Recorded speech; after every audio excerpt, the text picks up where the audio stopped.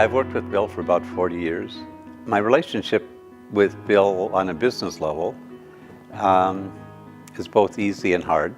I think that's true for everybody. And it's easy because there's a goal. There's something that you have to do. When I first started, I was writing newsletters to help sell precious metals and collectible coins. And the newsletter, what I did was basically use what I know about economics to tell stories about the real world that would encourage people to buy rare coins. And then I would write copy about particular coins to show why that particular one might be interesting.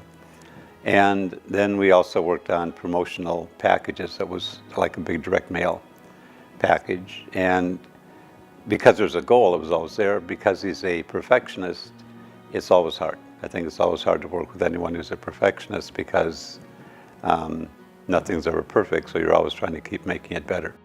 It's really kind of funny. I started working for Bill. I'm not sure how many stories are like this. I saw an ad in the newspaper. I never read want ads. And at the time, I never read want ads. But for whatever reason, one day, I just looked at the want ads. I don't know why. And there was an ad for an economic writer, or a writer who can write an economic newsletter. And I thought, well, this sounds fun. So I got a hold of him, and he asked me to write an article that would be like a newsletter article. So then I brought it over and met him in an office. At the time, he was selling coins mainly through magazines, and he had I think it was a part-time secretary. And he was doing pretty well, but he wanted to expand into something different.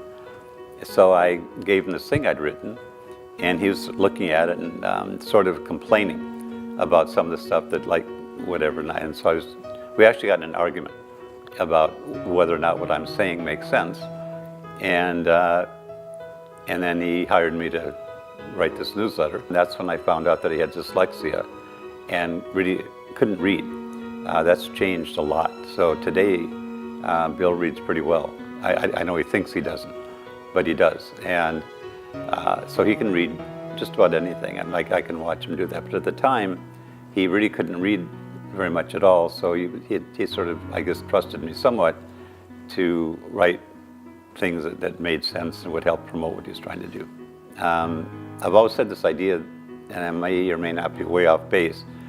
People with dyslexia have sometimes an odd advantage where they look at bigger pictures rather than smaller things. People that have an easier time reading tend to get into maybe more details, and the people there's a huge number of really, really successful people that have dyslexia. So those concepts about what's going on in the world were always part of his interest. So he did know what was going on.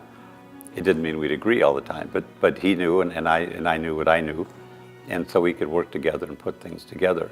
It became a really big business, and I'm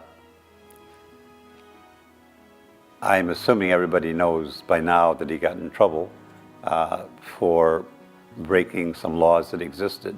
The main thing that, from what I've understood from everything I've dealt with, is that at the time we were putting out a newsletter that offered coins for sale and calling them investments. And if you call something an investment, you were supposed to put in a disclaimer. It was a federal law. And there was no disclaimer in the newsletter. And so you got in trouble for that. And I think once they started looking for other things that they could dig up. And it sort of ramped up and up and up until in the end they switched it from sort of a mail fraud case into a RICO case in order to take his house and other assets, which they couldn't have done if they hadn't done that. And then when Bill got out of prison, I don't know how long it was before he called me, but I got a call, and he said he wanted to start a new idea, and he wondered if I wanted to help.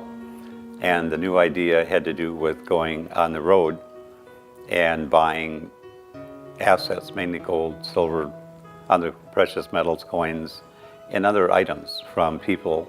So they went all over the country with the shows, and wherever you went, you had to get a license. And it started out relatively easy and then it got more and more complicated.